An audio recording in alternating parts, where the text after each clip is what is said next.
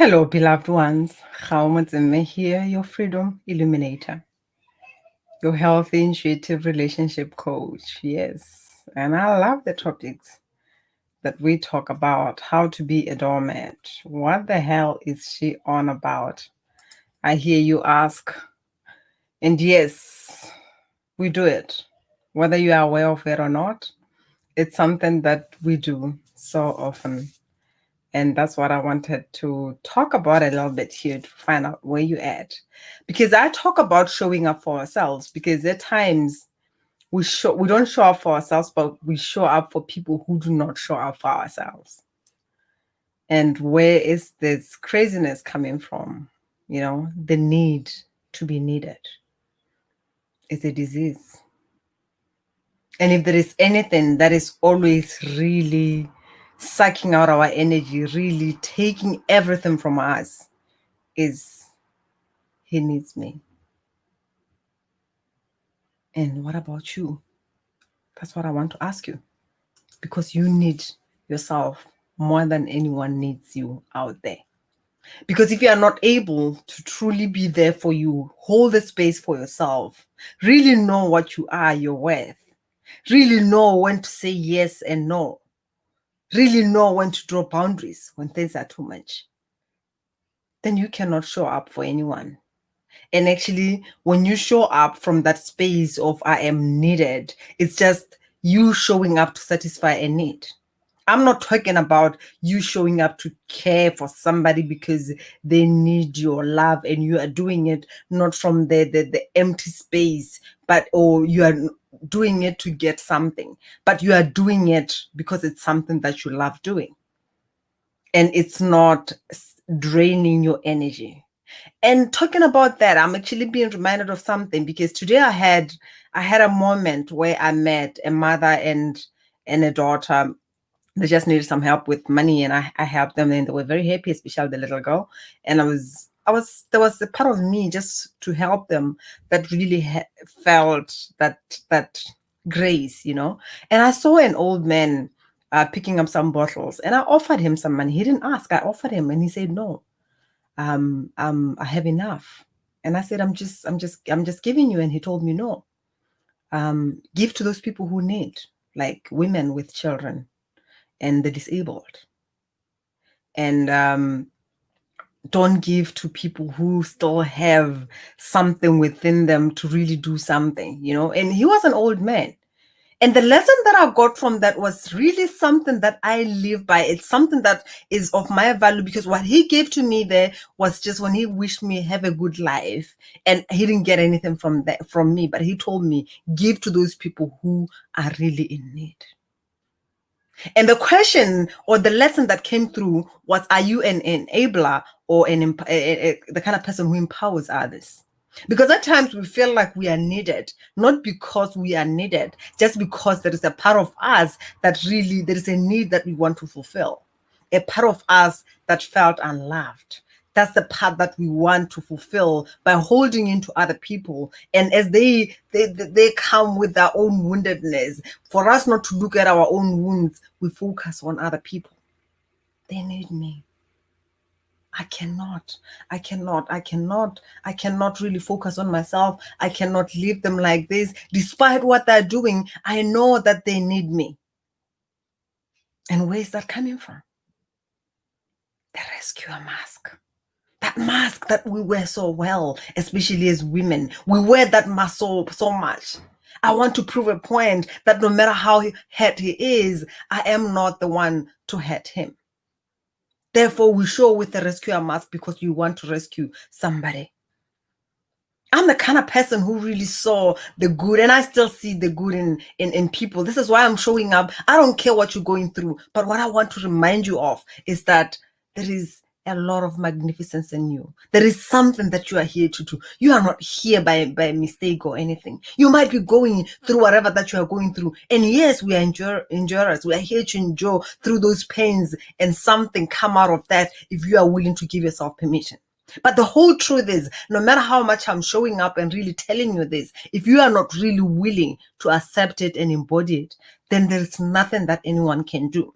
Because right now I'm talking to you It's transformational information. But I know that when we work together, there is more that can come out of it. Especially when we use the 4 principles that I normally talk about, the 4 pillars that I normally talk about, which is authenticity, a path to freedom. Claim your power. I've spoken about it, the power which we are afraid of, most of us. And then reboot your confidence. And what happens? You ignite your passion. Because one of the things that really, it's another thing to be alive, to walk this earth. Okay, you're alive. You just exist. You go and do everything because everyone is doing it. You just feel empty or flat. But when you are living a passionate life, and this is why what I love about my program is that we talk about passion everywhere. Passion when it comes to work.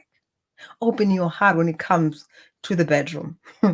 We activate passion from all areas so that you can show up fully and not apologizing for whatever feelings that you have, not apologizing for the sensuality that you are, not apologizing for the sexiness that you have. Because for a long time, I'm the kind of person who was just born like that. I know when I show up, I know also at the same time, it's not about sex or anything. It's just the love that I have within me, that intimacy of meeting someone. I don't care whether you're a man or a woman, but having that intimate time of, I see you, I see your soul, I see your light. I love to give people that affirmation. I see you in truth. That's what I came here to do. And it doesn't matter who I met and where, but there was that part from the conditioning of the society where I felt like, would they really feel like I'm seducing them, like I want something from them? And I know that at the same time, it would make other people kind of like jealousy or something like that. But for me, it's just like, I feel as human beings, really being with someone, seeing someone, especially looking at them in their eyes and looking at their soul and really see who they are. I feel that's what we are. And I believe that as women, that's the power that we have from within. When you are in your mind, that's when you start thinking, what would I say? Should I say this? Or what would they think, and all that? But for you to really be with someone, you have to open your heart and look in their soul, the window to their soul, which is their eyes. And I spoke, like I say, how to be a doormat. One of the things is a need to be needed, which is a rescuer mask. We wear that. Someone has been hurt, so I'm here to love them and rescue them. And I want to prove that I'm better than the other woman. That's not your purpose. That's not why you are here. You're not here to prove your betterness. You just have to show up in your magnificence and know that it's okay for you to be you. If somebody is ready to love you and embrace you as you are, they will. You don't have to compete to be better than somebody else. You don't have to rescue them from their woundedness. They will get out of it if they choose to. And if it's part of their soul's mission, it's not your path. It's not your purpose. You can guide them and empower them, but you are not here to enable the woundedness, to sit in there and allow whatever shit that is going on and say, because they need me. And that's the part that I played so much. If you read what I've written, that's what I said. It was happening. And as much as I felt shameful and nothing, I made it all about myself. Because I felt that if at all I am worthy, they shouldn't go ahead and do whatever that they were doing. And I felt that if I was worthy, they would kneel down and say, I am sorry, baby, and all that. But when he told me, we'll sue you. And not only did he tell me, he showed up with this girl. And I was shattered. And I'm telling you this so that you can look at your life, look at your story. Where are you playing small? Where are you allowing yourself to be a doormat? I woke up with this morning and my heart opened in gratitude, because I looked at all the experiences that I went through, not only being caught, being at the police, not only being flipping rageful and all that, but felt like I was nothing. But now I'm showing up in my lightness. And I forsake myself. I forgive myself for forsaking my light. Because by then I did not know who I really am. This is why I played so small. This is why I allowed whatever crap that happened around me to continue happening. Because I was waiting for someone to say how you are something. But they were not ready to do that. They knew that I had a good heart, but I didn't know what to do with it. But the good heart was for me to open it and love myself first and find wholeness within me. And this is why I'm calling forth to say, where are you willing to really look so that you can really integrate whatever that you call darkness, so that you can shine the light in whatever that you are shameful of? This is the story that I would not share, and I've never shared with anyone except the people who have witnessed that. And in that moment, even when it happened, I had a son, my son was there, and he was just looking completely, it's like, when you feel like you are nothing, and even your child can really see through you and all that. Like I said, I gave up on myself. I went to work on sleepers because I have given up. For me, there was no life. It's like he took everything with him, but no, nothing was taken. I had the full of me. I had the light within me that was lighting and asking me, how are you willing to let it flow? Are you willing to shine it unapologetically? And that happened when I chose to look at that shame and I say, I love you, how? Even though I feel you were so stupid, but I love you.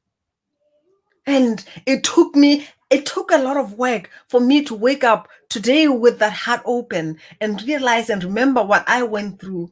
But all I have is love for those people who put me through that experience. Because the only thing that they gave me was a gift of me that no one else will. Through the heartbreak that we are shameful of, through the heartbreak that we hide, yet as women, when we sit together and open our hearts, this is the community that I'm building. This is why I'm calling for hold my hand so that we can stop apologizing, so that we can finally take the rescuer mask and say, I didn't create your shit. With love, though, I didn't create it. I'm willing to hold space so that you can really come up as you are. And I'm ready to shine my light so that the hero who knows who I am, who is not shaken by my light, can show up and really be comfortable with me being the greatness, the magnificence that I am. So the question is, when you hear my story, where do you see yourself? Whether it's the darkness, whether it's the light, because that light within you is still dancing, hoping that you finally realize who you are. You finally embrace it and love it, because that's what we are here. All the passion, all your purpose will show up when you stop resisting other parts of you, when you stop locking the greatness in you in those experiences that you went through. Because if you do, then those experiences were for nothing. But if you take them and create and mold them into something, when you show up with a heart open, you stop enabling, but empowering. Because for a long time, because of this patriarchy, men repress who they were because they were told what a man is, which is something that doesn't exist. Because we are human beings before we can be a man and a woman. We are souls, actually, before we can really embody this body, this physical, whatever that is limiting us. But it's a great thing when you really walk it and really get something from it. We have done this for many years. We've done this for a long time. And right now we are showing up to say that I am willing to remember who I am so that I can finally show up and honor the being that I am. These are different times. These are the times for you to choose. Because when I talk about authenticity, I'm not talking about being positive. I'm talking about honoring all of that, honoring it. Like I said, there was a time when I felt like he's going to pay so badly for what I did. I'm not going to hide and pretend that I was just, it was just a little bit of pain or whatnot. No, I was raging. I was flipping angry. And a huge part of me wanted revenge so badly. And it's part of being human. You can't deny that. You can't resist that part of it. It doesn't matter what people called you, crazy or what. Because at times we call ourselves crazy because we are not willing to look at this. And when you go into your hole, you start doubting your sanity. When someone tells you, no, you are crazy, you're imagining things, who would believe you? You believe them. But when you are willing to look at all of that, and especially with someone who's not going to judge you, because I went through all of that crap. I went through all of that. This is why I know who you are. I know what is possible if you give yourself permission. But today, it was just an amazing, inspirational Friday. You see yourself through my story. My story is your story. However dark that you think, whatever that you're going through, however shameful, regretful, guilt, and all of that, I want you to bring all of that to the table. I'm a woman, just like you. I have been there. I know how it feels like. But I know what's possible when you step on the other side. Hold my hand. Hold my hand. Your inner being is calling you forth. I love you.